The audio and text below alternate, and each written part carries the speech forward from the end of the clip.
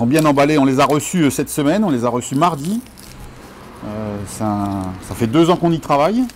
Donc on était très excités de pouvoir voilà, récupérer le livre que voici, donc effectivement avec les aurores boréales. Donc cette photo qui est une des premières photos d'aurores boréales que j'ai faites dans le nord du Canada.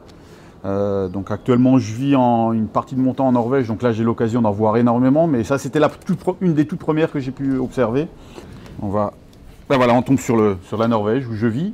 Donc l'idée de ce livre, j'ai plusieurs passions dans la vie. J'ai une passion effectivement qui est le judo, dans laquelle je suis tombé quand j'étais petit. J'ai commencé le judo à l'âge de 4 ans et je travaille actuellement pour la Fédération internationale de judo, donc où je m'occupe de projets de développement, je m'occupe également des médias, je m'occupe de judo pour la paix.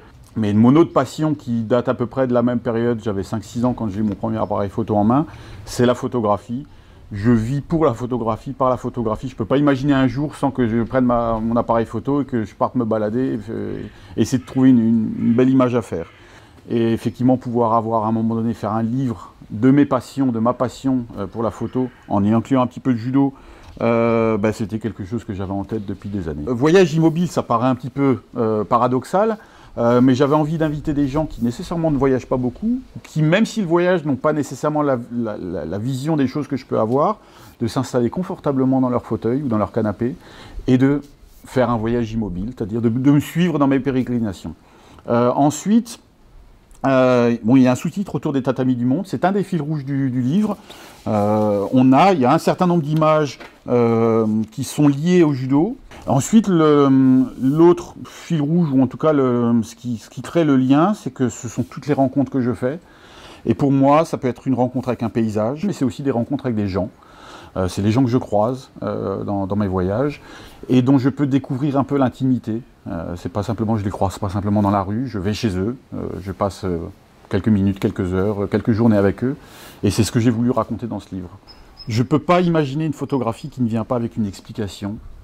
Qui peut être une explication factuelle, voilà, c'est ce qui se passe, c'est ce que j'ai vu, qui peut être une explication poétique, qui peut être une explication philosophique, mais pour moi, la photo, ça éveille une émotion, et l'émotion ensuite vient avec des mots. J'aimerais que les gens, ça soit une ouverture au monde.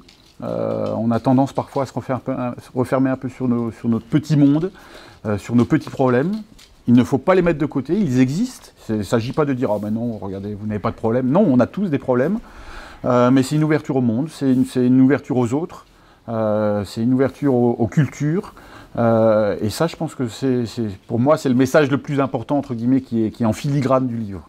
Étant donné déjà qu'on a dû réduire le nombre de pages de cet ouvrage, j'ai dû mettre un certain nombre de photos de côté. Donc il y en a déjà qui sont en attente, qui sont toutes chaudes, certains textes qui sont même déjà écrits. Donc il y a quasiment déjà une moitié de livre qui serait prête. Mais maintenant, chaque chose en son temps. On veut que celui-là fonctionne, on veut que les gens aient du plaisir à le lire et à la voir. Et ensuite on verra, mais si effectivement on peut avoir d'autres tomes, ce sera avec grand plaisir.